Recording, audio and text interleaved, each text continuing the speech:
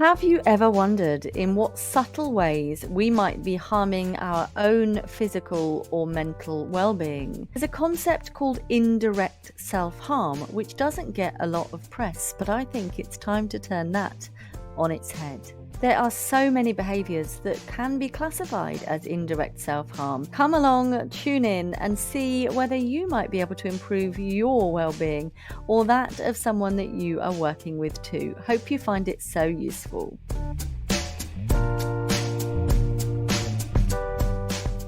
Welcome along to the Aspiring Psychologist podcast. I am Dr. Marianne Trent and I'm a qualified clinical psychologist. I am so delighted to be able to talk with you today with our guest expert for the day about a topic that you might not have considered before. I think it's especially relevant that we talk about indirect self-harm for aspiring psychologists as well, who might be pushing themselves to the brink of exhaustion and applying all sorts of pressures to themselves too. I hope that you will find this episode to be a really thought-provoking, inspiring, helpful listen. I'll look forward to catching up with you on the other side. Just want to welcome along our guest for today, Eva Perry. Hi. Hi, thanks for having me on. Oh, well, thank you so much for being so happy to talk to us. So it won't surprise anybody listening to this podcast that our paths crossed on LinkedIn, didn't they? Yes, yeah, I posted about, I started making some information booklets and I think they've got some attention from the community, which is nice to see. Yeah, so you are a psychology undergraduate and you're doing your psychology masters at the moment. Yeah, so I'm a postgraduate in my master's course. So I've had my undergraduate degree in psychology, and now I'm in my master's for clinical child psychology. So yeah, really enjoying it. Hope that is going really well for you. And your undergraduate research project was on the concept of indirect self-harm. Is that right? Yeah, that's right. It was a really new topic when I was looking through different ideas. The idea actually came to me.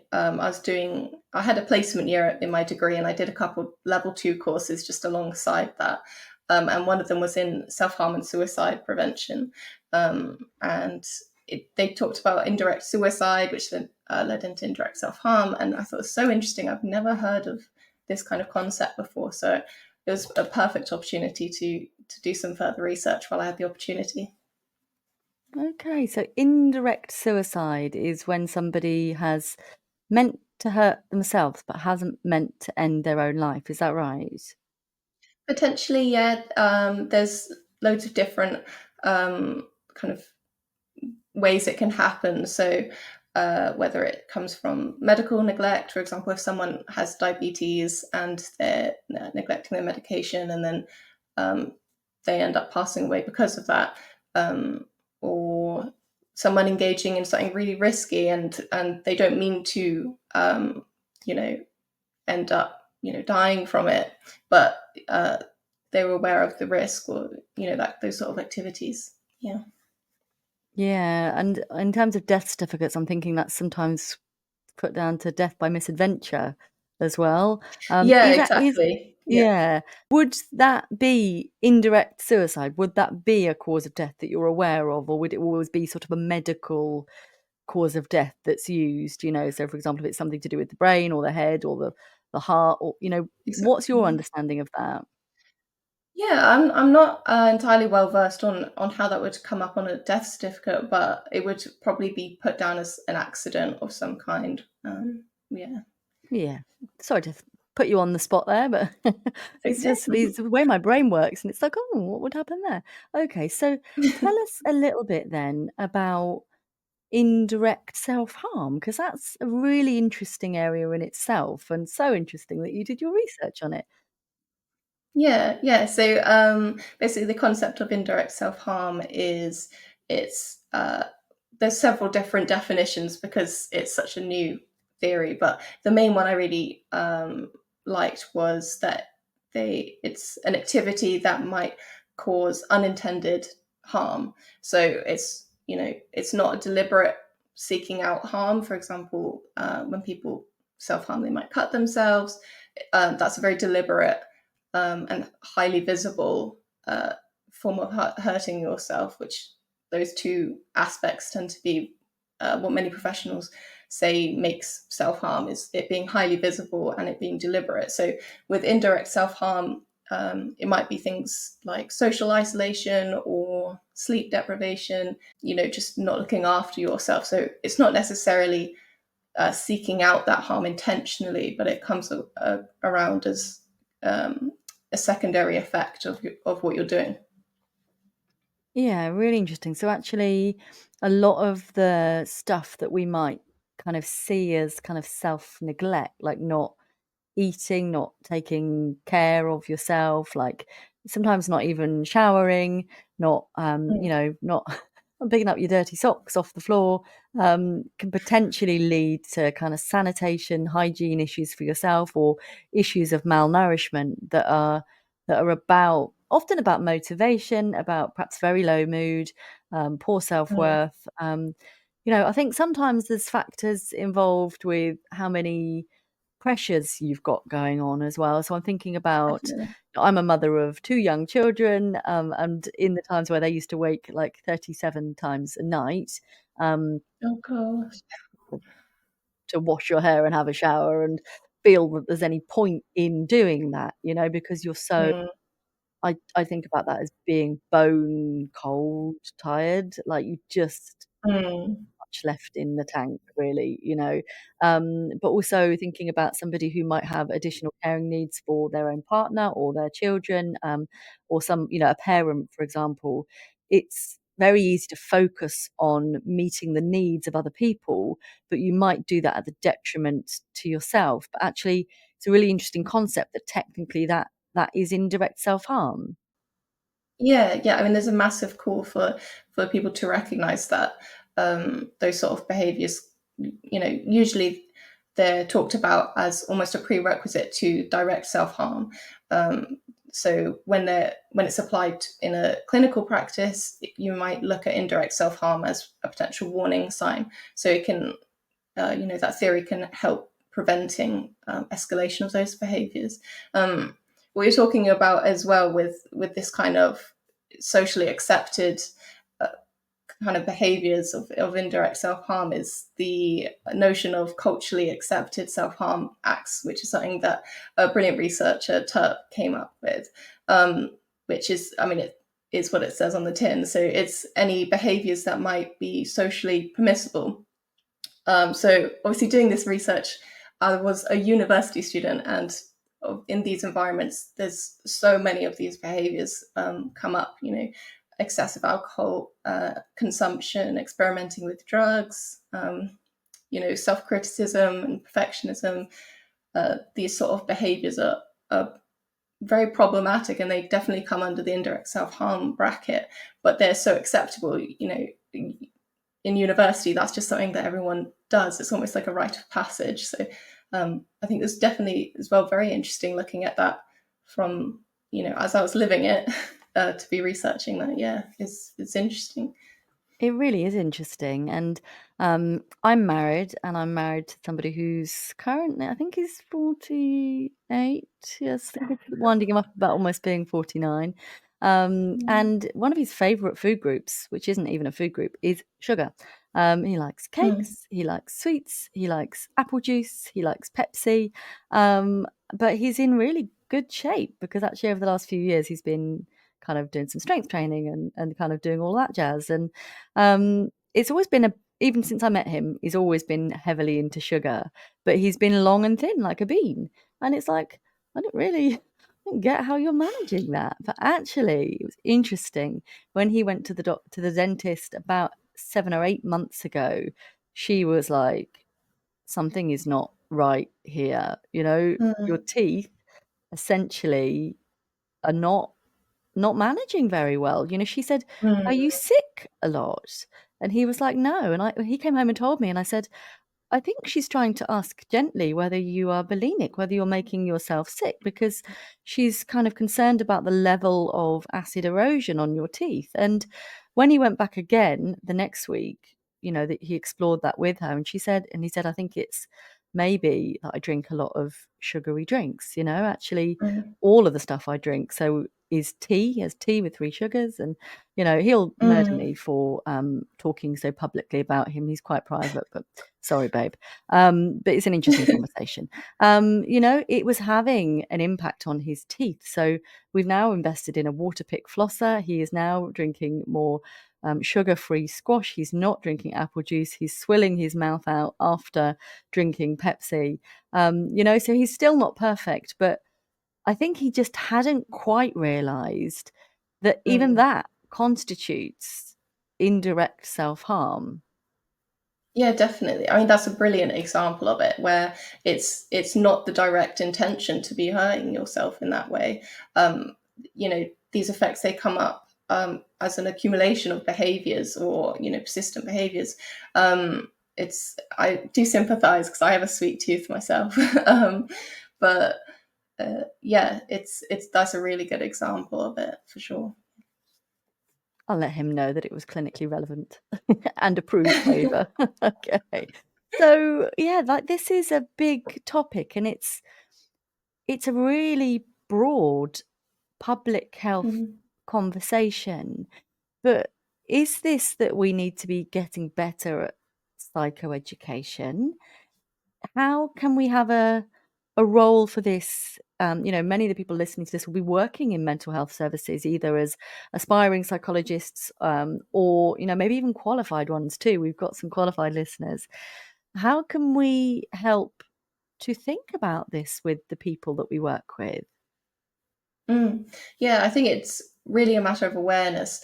I mean, when I was researching this for my undergraduate, I could count how many papers were on indirect self-harm on one hand. It was really under-researched. And so I think having that awareness can be massively helpful.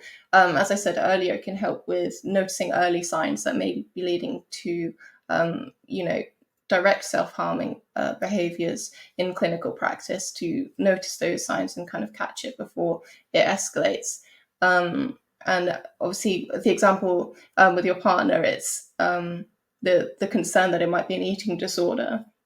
It's a bit contentious, but in indirect self-harm, I believe that eating disorders do come under that, because it might not be the direct intention to be causing harm to your body. For example, with bulimia, you do get tooth erosion and those sort of effects. They're not doing that for that effect. That they might be doing it because that they have low self-esteem, or they want to look a certain way. So I do think it's important to sort of catch those behaviors before they might escalate into a full-blown eating disorder, for example, or other negative behaviors. It's really important to have that awareness. Yeah, so I think often when I'm working with people with bulimia specifically, the tooth erosion takes a while generally. But the things with kind of acid reflux and difficulty kind of keeping food down, even when you intend to, that happens a little quicker because of the way that the muscles and things work. So you can lead to lasting changes in your body because of, bulimia is horrendous for people, and it's a hugely distressing situation. So, there's a variety of reasons why it crops up, and we know that it's a coping mechanism for, a variety of challenging things. But, these are not things that people do lightly, nor are they that easy to overcome. But there are consequences for your physical health, for your mental health. And I think indirect self-harm is such an interesting area. Definitely. And on that point as well, one of the main things that differentiates it from direct self-harm is that with indirect self-harming behaviors, they usually lead on to other indirect self-harming behaviors.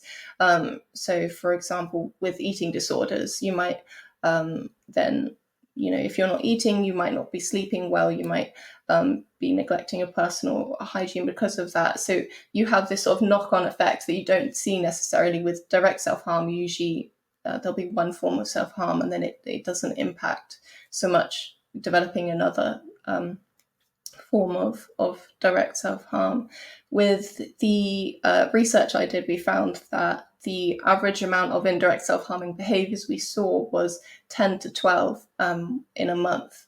So it's a very big variety that you get to see. Yeah. What's your top 12? 12 might be too many to ask you to list off, but what are people most often reporting? The top three were, I believe, yes, having self-defeating thoughts, comfort eating, and declining to ask for help when they were struggling emotionally or physically. These were the Oh top three ones. gosh, that is, number 3 is especially interesting for me. And Mm, I think it very much weaves in with perfectionism and that desire, that belief that, you can't ask for help or you shouldn't ask for help. And actually what I know now as a mother, my youngest is now very almost 8. He's eagerly planning his 8th birthday party and list. I wish that I'd taken the help that was offered for me, but I also wish I'd asked for more help. When people came around to mm, say, cuddle the baby, I wish I'd said, actually, can I have a nap? You take baby for a walk around the block in the exactly. pushchair or in the sling. Or actually, when you're in the bathroom, would you mind just staying behind for 5 minutes and cleaning it for me? And there's not Mm, a single one of my friends that would have said no. They would have been happy to help, but I didn't know it was okay to ask for that help. And I remember when I had my eldest, who is approaching 11, he doesn't like me to say he's 10. I was in a different home to this one, and he was asleep on my shoulder. And because I got so little sleep, when they were asleep, I was very reluctant to put them down. And my babies like to wake up as soon as you put them down anyway. And I was looking at the oh, skirting board that was gradually getting more and more covered in dust and just thinking, I want that dusted.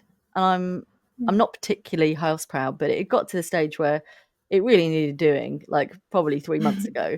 And I was like, I'm not going to get a chance to do that because when I have a spare moment, the last thing I'm going to want to do is to dust that skirting board. But I wish mm, I'd just said to somebody, I probably didn't even say to my husband, can you dust that skirting board? Because I felt that pressure to be the perfect housewife, the perfect mm, mother, to have a clean home. We had a brand new build property at that time as well, which probably didn't help because everything looked so shiny and white. And so then you mm, notice those small changes. But yeah, yeah, it's really interesting to hear you say that that's the top 3 is not offering help that's offered to you or not asking for help. That definitely. really resonates with me. Mm. Yeah, I mean thank you for sharing that. That's definitely an interesting story as well coming into that subject. So I think it comes back to what's culturally acceptable. So uni students, you're kind of expected to have those behaviors. And I'm not a mother myself, but um, my sister's a mother, and kind of seeing her experiences is you're kind of expected to have that difficult time. People always say, "Oh, terrible twos, watch out," and there's sort of that expectation that it's going to be horrible. So you might not feel perhaps that you should be asking for help because this is just how it's supposed to be. I think that definitely plays into a lot of the behaviors that we see. Yeah, and I think it's one of the beautiful things about this podcast and also lovely, nourishing books is that it helps you think, oh, I didn't realize that, or I never thought about that, or actually, I might use that or do that differently in future. So I wish that when I'd visited my friends with new babies, that I'd said, oh, I brought my mini vac with me. I'm just gonna, is it okay? Mm. I'm just gonna whip it around for you because actually I think that, and like, there's no shame in that, is it? We're not trying to shame people. We're trying to say, actually, when I come round, I really want to be as useful to you as I can, and actually, if you don't need me to bring 3 brand new baby grows from Next, um, can I bring you some home cooked meals that you put in the freezer that are going to really nourish you? And actually, when my friend was pregnant with her 3rd child. She had her first baby, sadly, her second was stillborn. She was really thinking about the birth of her 3rd baby. And rather than baby things, she said, could you cook me your favorite meals, put them in some freezable containers, and then when I met up with her, I bought her a really lovely cool bag. I'd put some like little kind of cold Mm. freeze things in there, and that's what she existed on when her baby was little. All of this made with love, really nutritious. She knows I like vegetables, so she knew that would be food with love, and to know that actually at a time when you're going to be struggling. For example, I lost my dad, and that was a really challenging time for probably the 2 years after that, and when he was unwell. I wish I'd asked for more help and accepted more help at that time. But it's only really when we de-shame ourselves and when we go through adversity and then learn compassion that we know it's okay to ask for help. It doesn't say anything bad about you to do that. Yeah, well, I 100% agree. It's so important to surround yourself with those positive people. I think a lot of times people you surround yourself with can facilitate those sort of behaviors. So, as a uni student, if you're surrounding yourself with people who are experimenting a lot with drugs or, promiscuity, alcoholism, those sort of behaviors, it's easy to get drawn into that. So it's so important to have that supportive network. It sounds like you were absolutely brilliant to your friend. I'm just definitely grateful to have you for that. Yeah, it's a really important thing. The thing with indirect self-harm is because it's so under researched, there's not many kind of interventions for it as such out there. So yeah, we've kind of got to think about those sort of preventative and protective factors in terms of reducing those behaviors. I think support networks is a massive one. Yeah. Yeah, and because it is so new, are there any outcome measures that yet screen for indirect self-harm? Yeah, so there's one that I used for my undergraduate research, which is the direct and indirect self-harm inventory. And actually, interestingly, the first self-harm measure that you're probably familiar with it, the self-harm inventory, actually had quite a few indirect self-harming behaviors on it anyway, which I think is good.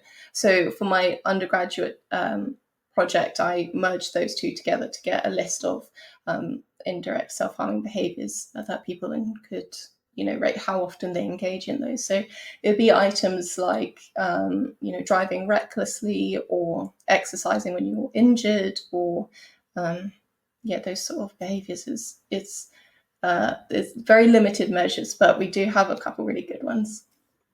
Yeah, and that's another interesting one, isn't it? One of my besties has got into marathons and half marathons and all sorts of fitness in the last couple of years. And every time she runs, she ends up with runs for a distance. She ends up with a problem with her knee. And I'm like, baby girl, I think your body is saying it doesn't Yeah. really want you to run. And she's like, no, it's telling me it wants me to run more. And I'm like, I'm not so sure about that, my love. But it's really difficult when Yeah. the things we want to do, our body doesn't necessarily like. And it's interesting to think about that as self-harm.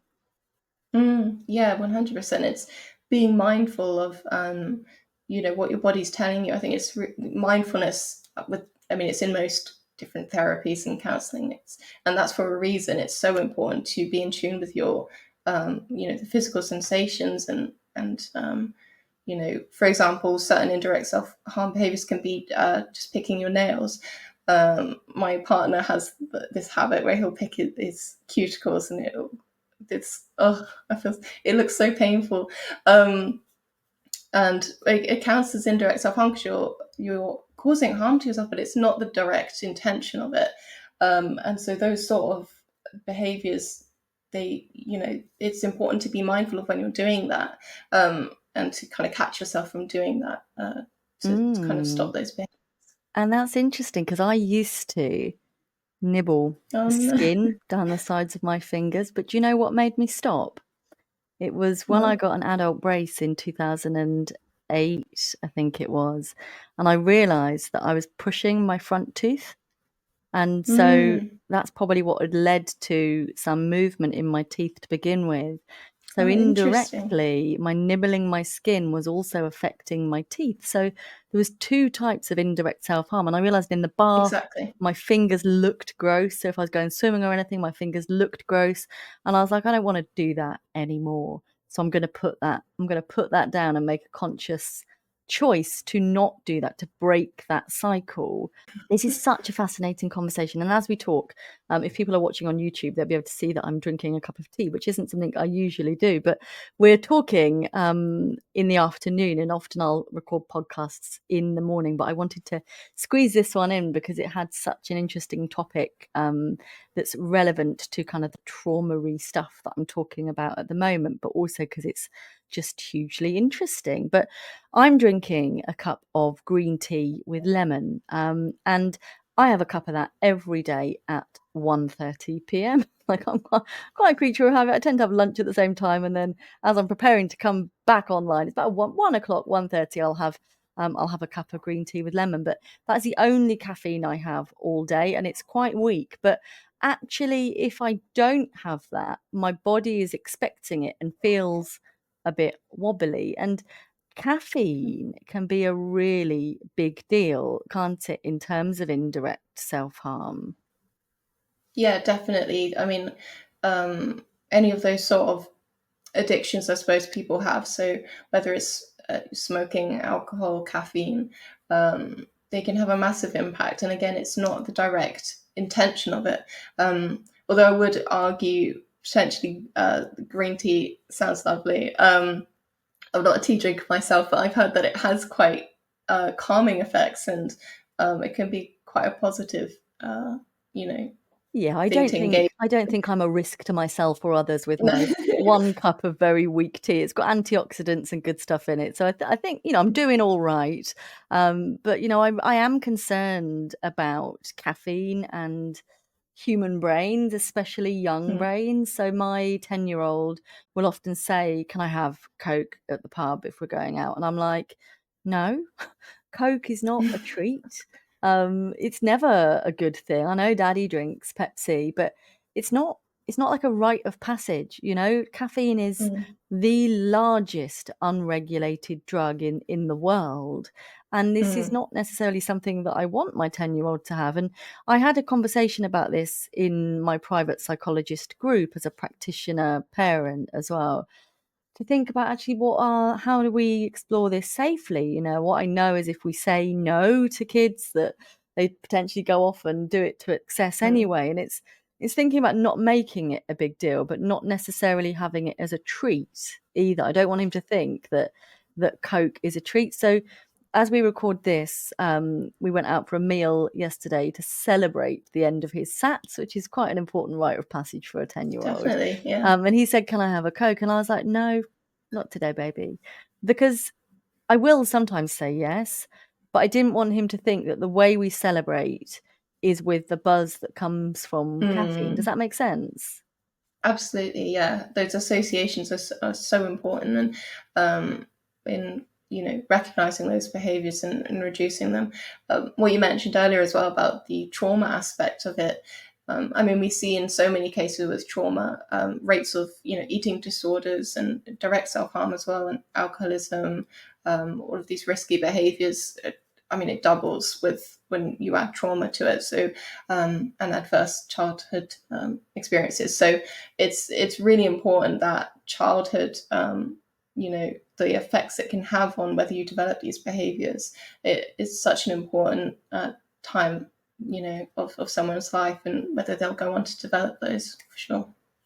And I think I'm just trying to be generally more mindful about everything. So I went away in April this year to go and see Take That with my friends. Not necessarily because Take That were playing, but because we were looking at getting together that weekend and we're like, what should we do? Oh, Take That are playing. Let's do that. Mm, But I decided actually I'm not going to drink this weekend because I really want to value the time with my friends, but also because I'm driving home for 2 hours the next day. I just don't want to ruin my night's sleep and then ruin the way that I feel the next day. Or I'm not a great drinker anyway, so I'll sometimes feel quite sick, and 2 drinks is about as much as I can handle. But I was like, what would happen if I freed myself up to not drink at all? So I didn't, and one of my friends didn't either. And that weekend has been so restorative for me. I still think of it really fondly. Like the whole week afterwards, I just felt incredible, like to have had that time with my friends, Mm. the joyful experiences we had together that were take that related or non-take that related, and it just had such a lasting impact that's just warmed my cockles in a way that I know it wouldn't have done had I drunk, because my body and mind would have needed to recover from that energy. And I Mm. think that is the gift that I've given future me, to not have to do that. And it's actually, I've avoided indirect self-harm there. Brilliant. Yeah, I mean, that's a brilliant example. It sounds like it was a great experience. It's definitely having that introspective awareness. I think, psychology professionals, they tend to have that awareness anyway, just from the, learning about it. And so, yeah, having that awareness. And again, it comes back to who you surround yourself with. So, your friend she sounds really supportive, didn't drink either, but obviously in some groups, especially I think in male friend groups, there can be that sort of stigma around those sort of behaviors where they'll say, oh, you're no fun, or they'll kind of make fun of you, and then you might feel pressured to oh, okay, then I'll have a drink. So I think, yeah, it's so important who you surround yourself with in that way. Absolutely. And, when we got together to have lunch, two of my friends had a glass of champagne, and I considered it for a moment, and I just thought, you know what? I know I will feel a bit wheezy-headed and likely want a nap if I have it. And actually, that's not what I'm choosing for myself this afternoon. So throwing no shade on them, but they had one glass of champagne, and that's how that went down for them. And that they had a great time as well. But yeah, I think when we were in the arena, like, I don't want to spend like £9 on a pint of something that I don't really like anyway. Oh, But yeah. it just wasn't right for that occasion. But I'm not saying I won't ever drink again. I don't know. I might, I likely will, but I'm just doing it more mindfully. I guess I don't want this episode to come across really preachily. That's not at all what we're No. saying. But we're just, having a curious conversation really about some of these things that we might never have considered, or that we don't routinely discuss with our clients. No, definitely. Yeah, I don't want it to come across like that at all. It's mainly just kind of spreading the awareness to perhaps be more mindful of those behaviors, and the effects that they can have. Obviously, a drink every now and again, it's probably not going to be particularly harmful. It's it's a bit of fun. It's when it accumulates and it starts causing those negative effects. I think that's when you perhaps need to check what it's doing for you, and if you do need to alter those mindsets. But yeah, generally it's just about starting that awareness off, I think. Yeah, and I think often it can be really useful to take it back to the window of tolerance and to look at how we regulate ourselves when we are hyper, and how we regulate ourselves when we're kind of a bit freeze or flop, a bit hypo aroused. And actually, Mm. I often find that can be a really helpful conversation with clients, to think about what strategies they use to either bump themselves up or to kind of bring themselves down. And many of those will be indirect self-harm, but what we try to role model is actually soothing within breathing as a really great alternative to that, or a bit of mindfulness, or maybe going for a walk. I find going for a run really, really helpful, because my knees Mm. don't seem to mind it. Short runs, they manage. Really, really helpful for keeping me well, but also shifting my mindset in a way that probably is going to be better for me than a Mars bar, or better for me than a glass of wine, and have a more lasting impact for me. Definitely, yeah. And it comes down to, I can't remember the specific term. I think it's risk reduction, but it's when you're, when your client is perhaps self-harming, and you encourage them to adopt other strategies, that might still be, you know, harmful in a way. For example, using an elastic band against your wrist instead of cutting yourself. I can't remember the specific term for that now, but This is kind just of stepping back so that you're getting the similar exactly. sensation, but in a way that actually isn't going to risk. So if someone's liking the elastic band, they're getting that sensation on their wrist without Mm, cutting their wrist, that can open them up to kind of blood infections and exactly. blood loss as well, and pain. And yeah, Mm. I can't remember the term either, but I think it's something You we'll know what I'm often talking see. about. Yeah, I do. Something we'll often see in in kind of dialectical behavioural therapy as well, that kind of thing. So thank you so much for your time. If people want to come and have a look at your research more fully, is LinkedIn the best place for them to do that, Eva? Yes, LinkedIn. I'm Eva-Perry on LinkedIn. I'm happy to, if you want to send me a message, I'd be happy to talk to anyone to discuss further. It's an interesting subject, and I'd really like to share what I found and spread that awareness for the community. Start a discussion. Yeah. It really is. I think it's going to be a case of watch out world for when you go on to do whatever kind of professional qualification that you do. But yeah, thank you for having this conversation with our audience and for demonstrating that actually really brilliant stuff goes on even at earlier stages of people's psychology career. Brilliant. Yeah, thank you for having me on. It's been really nice to discuss with another professional. Yeah, thank you. You're so welcome. Take care of yourself and be kind to yourself, and always ask someone to hoover your house should you want them to. Brilliant, will do. Thank you. What an absolute pleasure to speak with Eva. Please do go and follow her over on LinkedIn, and I would love to know your thoughts about this episode. Do come and let me know what you think on my social media, Dr. Marianne Trent. I am that everywhere, but also come into the group, the free Facebook group, the Aspiring Psychologist Community with Dr. Marianne Trent, and let me know what you think to it there. Perhaps it might be a useful one to share with your service if you think that they might find that beneficial. The Aspiring Psychologist Community is also the home of Marianne's motivation and mindset videos, so that's the only place you can watch them, so come and join in. If you enjoy the podcast, please do rate it, please do review it. Please do subscribe, follow the show, as it helps us to reach a wider audience, and it's the kindest thing you can do for absolutely free. If you love these kinds of growth conversations that really help you stretch and grow and think about important issues in psychology, if you think this is how good the free stuff is, imagine how good the stuff is in the Aspiring Psychologist membership, which you can join from just £30 a month. Do check out the details in the show notes or on any of my socials, or just DM me the word membership and I will be in touch with you. Please do come and follow me on socials. I'll often drop voice notes to new connections, so you may have your very own personalized podcast episode just from me to you. Be kind to yourself. I will look forward to bringing the next episode to you from 10 a.m. on Saturday for YouTube, and wherever you get your podcast from 6 a.m. on Monday. Take care.